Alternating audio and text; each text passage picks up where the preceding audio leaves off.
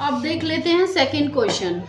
Second question में क्या है, a tree breaks due to storm and the broken part bend so that the top of the tree touches the ground making an angle 30 degree with it. The distance between the foot of the tree to the point where the top touches the ground is 8 metre. Find the height of the tree. ये कह रहा है कि एक tree जो है, एक पेड़ जो है वो गिर गया है स्टॉर्म यानी कि तूफान के कारण, बीच में से टूट गया है वो। और जब वो बीच में से टूटा है तो उसका एंगल बन रहा है 30 डिग्री, और उसके भी जो डिस्टेंस है, उसका जो ट्री के फुट का डिस्टेंस है और जहाँ वो गिरा है उसका डिस्टेंस उसने दे रखा है हमें 8 मीटर। अब हमें फाइंड करनी है हाइट ऑफ द ट्री। पहले तो देखो बच्चों, एक रफ फिगर देखो, ये पूरा ट्री है, ये ट्री है ना।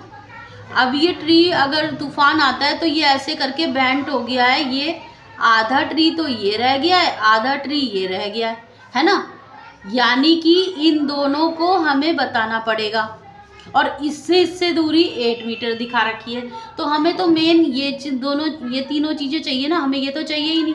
तो फिर हम ये इसको बनाएंगे, ट्रायंगल को। ये ट्रायंगल बनाया हमने, इसका हमारे को ये एंगल दे रखा है 30 डिग्री।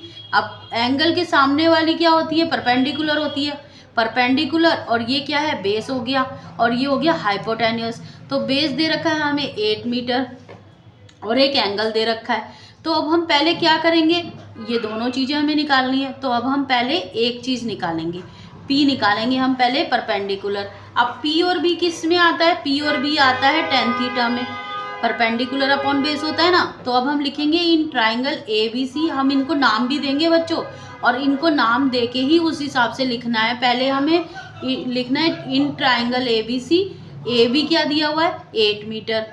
अब ये क्या बन रहा है, tan थीटा बन रहा है, यानी कि tan 30 डिग्री। अब tan 30 degree is equal to P upon 8 हो जाएगा, बेस हमें पता है।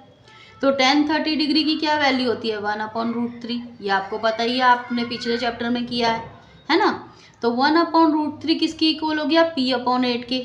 अब इसको क्रॉस मल्टीप्लाई करेंगे तो हमारा क्या हो जाएगा, P√3 इज इक्वल टू 8, यानी कि P हमारा क्या हो गया 8/√3।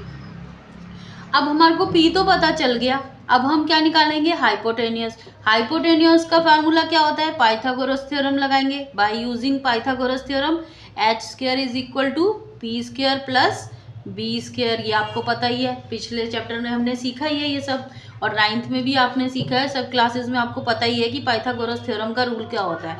हाइपोटेन्यूस का square is equal to perpendicular और बेस का स्क्वायर।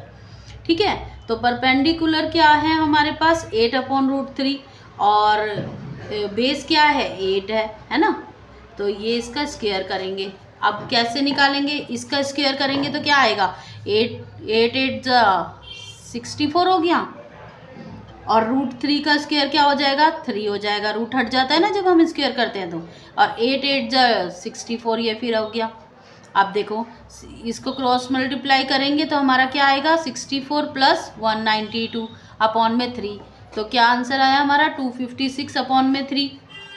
अब ये स्क्वायर इधर जाके अंडर रूट बन जाएगा, यानी कि 256 अपॉन में 3 हो जाएगा।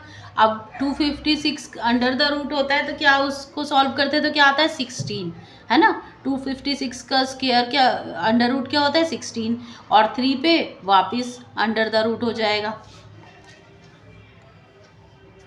तो हमारी हाइट ऑफ ट्री क्या हो गई, AC प्लस BC, है ना। H और P को हमने कंबाइन करना था, H हमारा क्या निकला था 16/√3 प्लस 8/√3 प्लस हो जाएगा, क्या आ जाएगा हमारा, इसका एलसीएम लेंगे तो 16 और 8 को प्लस कर देंगे 24/√3। अब √3 जब नीचे होता है तो हम उसे ऐसे ही नहीं लिखते, रैशनलाइज कर लेंगे। रैशनलाइज करने पे हमारा क्या आएगा, इधर 24√3 अपॉन में 3 हो जाएगा, √3 को मल्टीप्लाई करेंगे तो 3 आ जाएगा। 3 से ये फिर कट जाएगा, 3 1 जा 3, 3 8 जा 24। तो हमारा आंसर क्या आ जाएगा, हाइट ऑफ ट्री 8/√3।